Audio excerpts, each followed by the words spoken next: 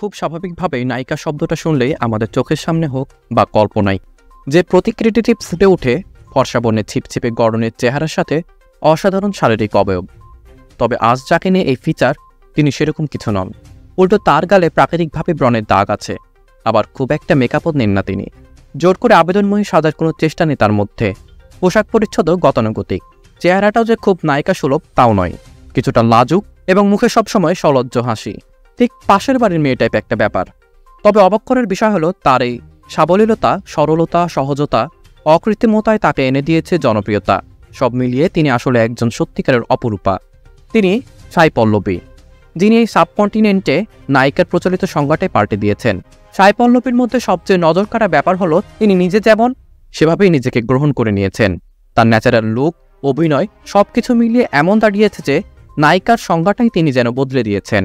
বাস্তব জীবনে তিনি যেমন, সিনেমাতেও তিনি ঠিক তেমনই। এজন্যই সিনেমাতে তিনি গল্পের প্রয়োজনের অতিরিক্ত মেকআপ নেন না, জোর করে গালের ব্রণ লুকানোর চেষ্টাও করেন না।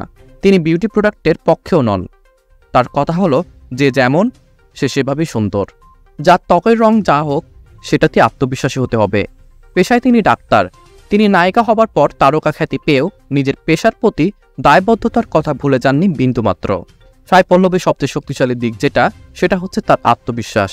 সে আত্মবিশ্বাস স্ক্রিনে দেখা যায় তার অসাধারণ পারফরমেন্সে। প্রেমাম থেকে কালী এবং সেখান থেকে শ্যামসিংহ রায় হয়ে এখন ব্যস্ত আছেন রামায়ণের সীতা চরিত্রটি নিয়ে। নায়িকাতে প্রচলিত ছক থেকে বেরিয়ে তার অসাধারণ ব্যক্তিত্ব আর অভিনয় দক্ষতার দুটিতে আমাদের তিনি মুগ্ধ করেই যাচ্ছেন।